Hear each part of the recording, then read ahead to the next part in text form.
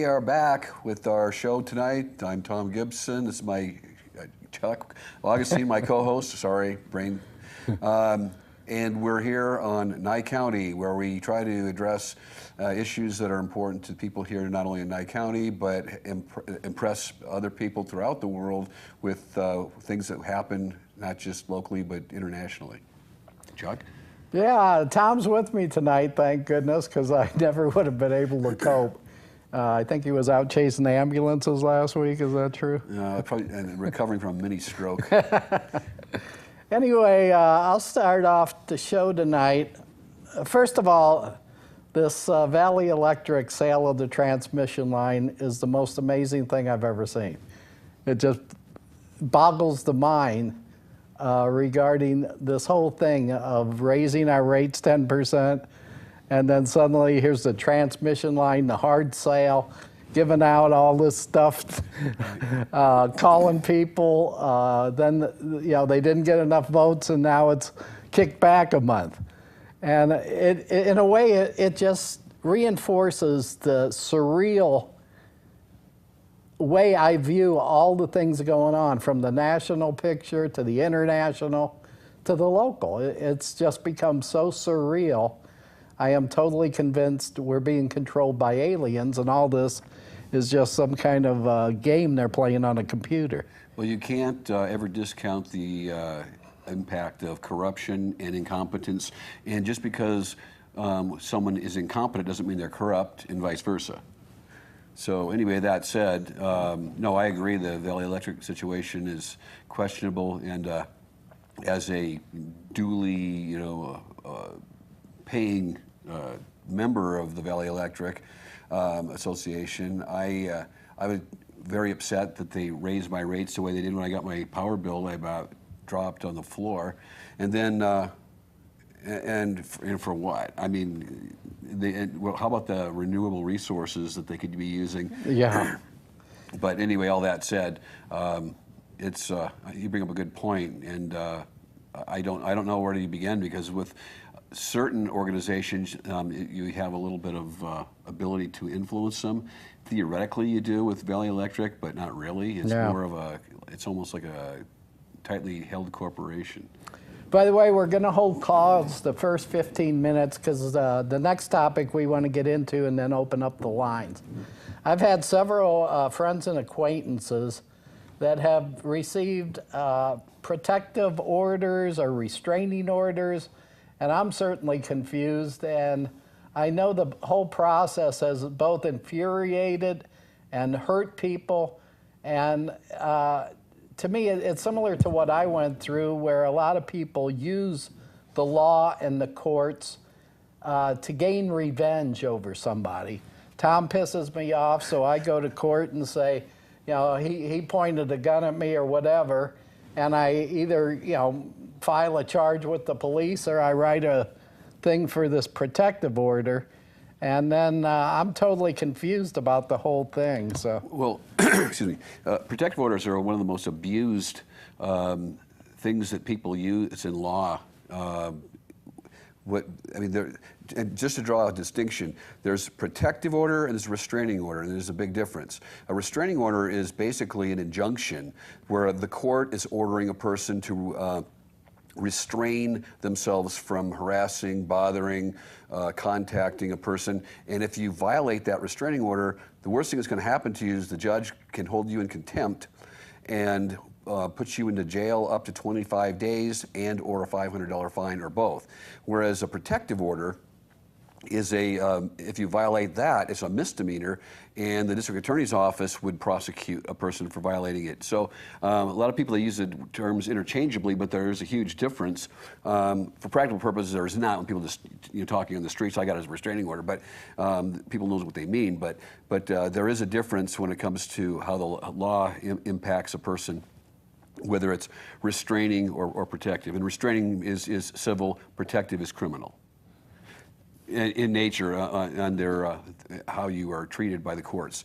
One of the things that concerns me too, though, is I see in family law cases all the time where it has a protective order is issued by one of the two spouses, and they use that as leverage in a divorce case, and leverage to try to keep the one of the other parents away from the children, or to basically you can boot somebody out of their own house, and it doesn't have to be a marriage either.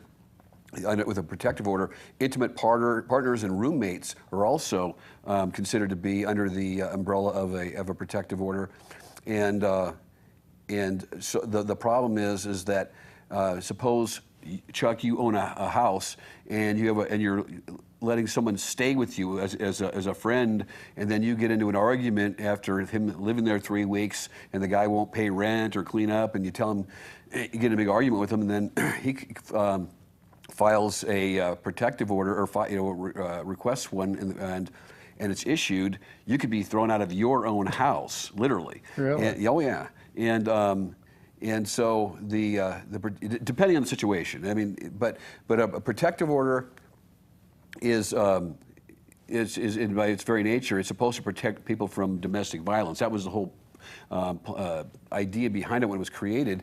But the problem is it's been bastardized and stretched out, just like domestic violence law. Domestic violence and protective orders almost go hand in hand.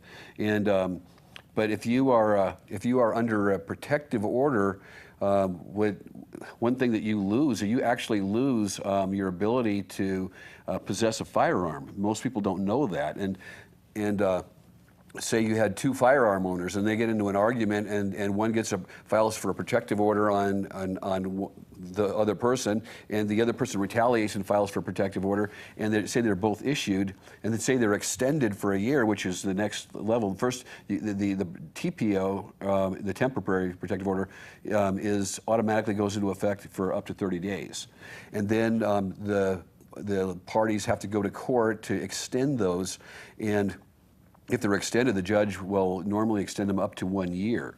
Now, it doesn't have to be 1 year, but that's usually what they do.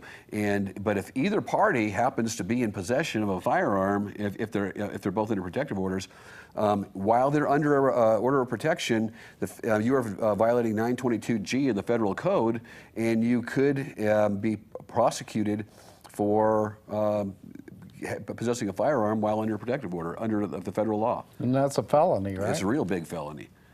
It's a big felony. So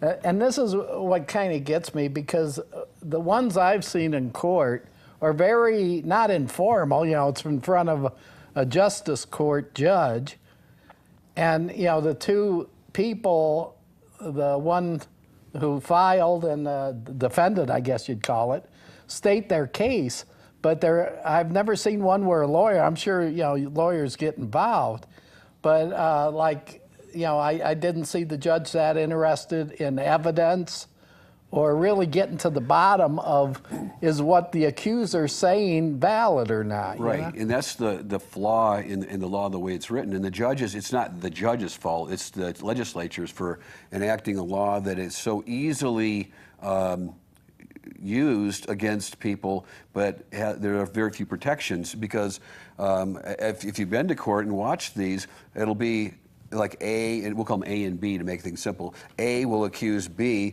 of threatening words, language, whatever, and B is frightened by the A's actions and words, and so B will file for a temporary protective order, and the judge, erring on the side of caution, will issue that. Now, it's not automatic. I mean, there has to be something more than just, I'm afraid of this person. You have to have something, you know, viable that you can state where, you know, the person's been following me. I actually, they battered me at, you know, Smith's parking lot, and as a result, I was injured, and I'm afraid of them. Those are the kind of things that a judge will pretty much give a sure thing to a temporary protective order.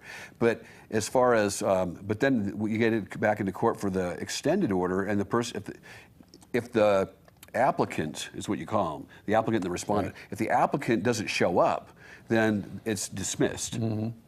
If the applicant shows up and the respondent doesn't show up, it's extended. And it's, but the thing is that if they both show up, the judge will, depending on the situation, often err on the side of caution and extend that order. And again, that's where all these problems occur.